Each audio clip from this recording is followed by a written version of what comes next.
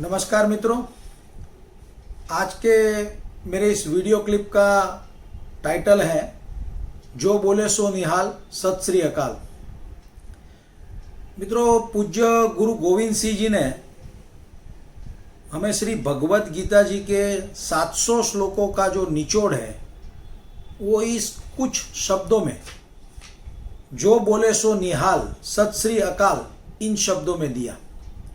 इस वाक्य का जो सीधा अर्थ है वो यह है कि सत्य अकाल है। अकाल यानी जिसे काल स्पर्श नहीं कर सकता, यानी परम तत्व परमात्मा।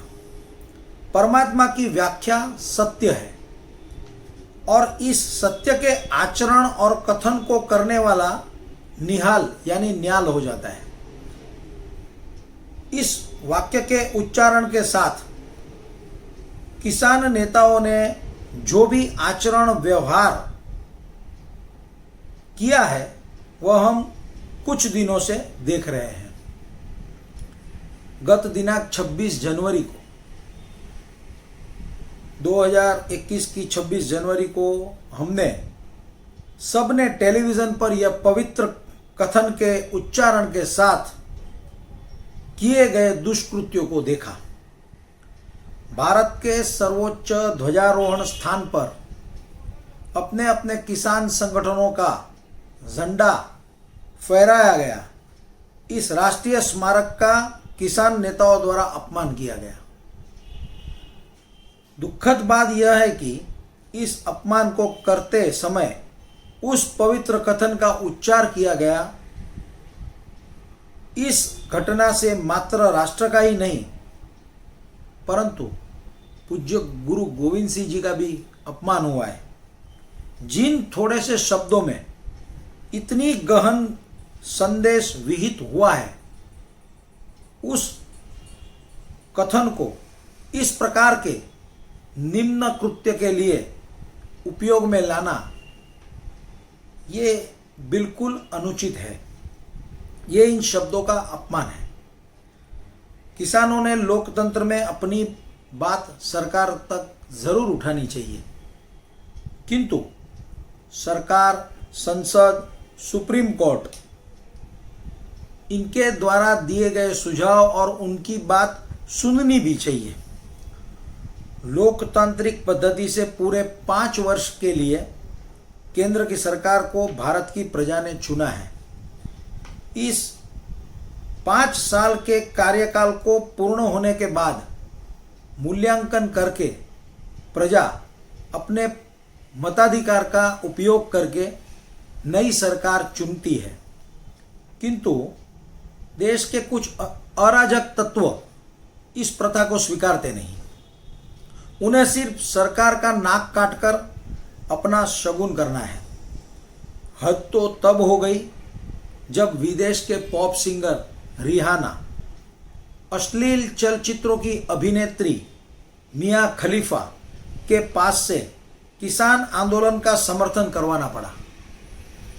मित्रों, खुद को पर्यावरणवादी कहने वाली ग्रेटा थनबर्ग ने भारत के किसानों को समर्थन दिया, किंतु क्या ग्रेटा थनबर्ग जानती है कि भारत के किसान हर वर्ष लाखों टन पराली जलाकर पर्यावरण का कितना नुकसान करते हैं?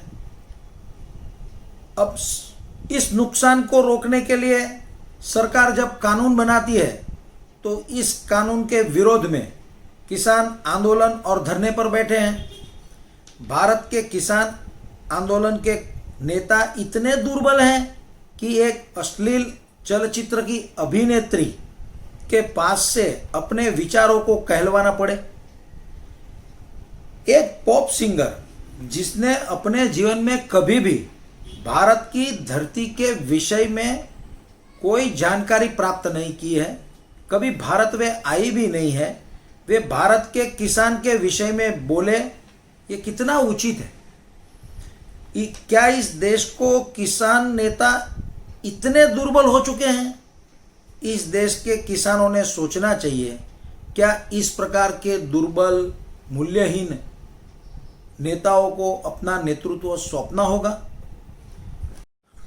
सरकार ने 11 बार किसानों से बातचीत करने का प्रयास किया, किंतु बातचीत के मेज पर किसान नेताओं ने केवल एकमात्र जिद लेके बैठे, इन 3 काले कानूनों को हटाओ। सरकार ने हर बार किसानों को यह समझाने का प्रयास किया कि इन 3 कानूनों में क्या काला है, हम सब साथ मिलकर इन कानूनों में सुधार अवश्य करेंगे। माननीय सुप्रीम कोर्ट ने भी समिति बनाई, इन कानूनों को किसानों को सुनने के बाद ही अमल में लाए, वैसी गुजारिश की। माननीय सुप्रीम कोर्ट ने बनाई हुई समिति पर भी किसानों को विश्वास नहीं, किंतु विदेशी मुल्क के लोगों पर ज़्यादा विश्वास है। हमारे किसान अपने हैं, उनका संपूर्ण सम्मान है, किंतु विदेशी ताकतों से प्रभावित उनके नेताओं द्वारा किसानों के कंधे पर बंदूक रखकर सरकार को निशाना बनाना योग्य नहीं है। इस देश के कुल 15 करोड़ नोंदयुक्त किसान हैं, जिसमें से केवल 11 लाख पंजाब प्रांत में रहते हैं। इस आंदोलन में सबसे ज़्यादा पंजाब और जाट ज्ञाति के बड़े किसान भाग ले रहे हैं।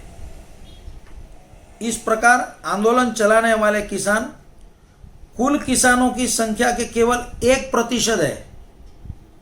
किसानों को अपनी उपज खुले बाजार में बेचना प्रतिबंधित था।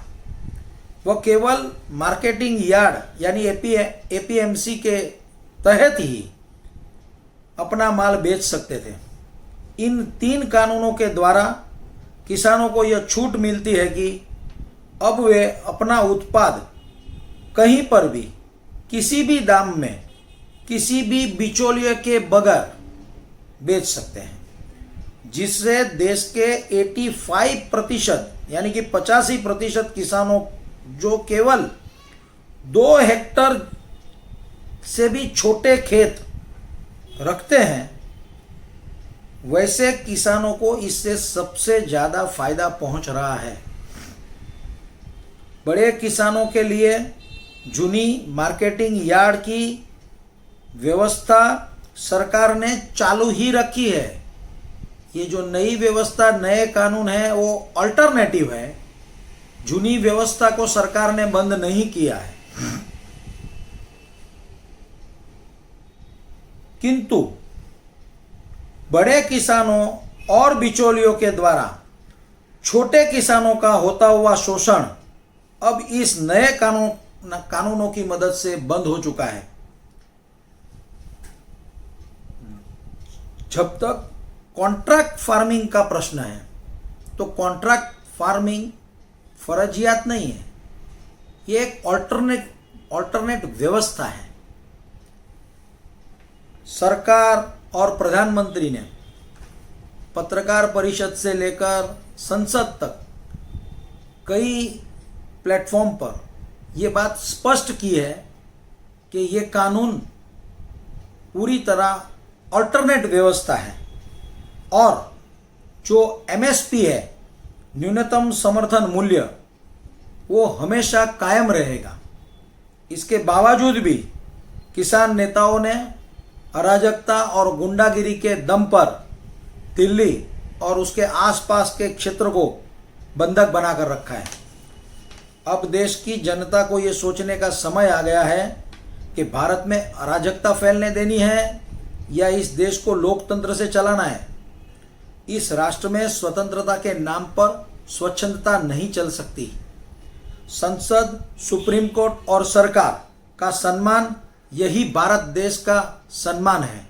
मित्रों, यदि आपको मेरा वीडियो क्लिप अच्छा लगा है तो इसे लाइक कीजिए, शेयर कीजिए और मेरा चैनल सब्सक्राइब कीजिए। Thank you very much. वंदे मातरम। जय हिंद।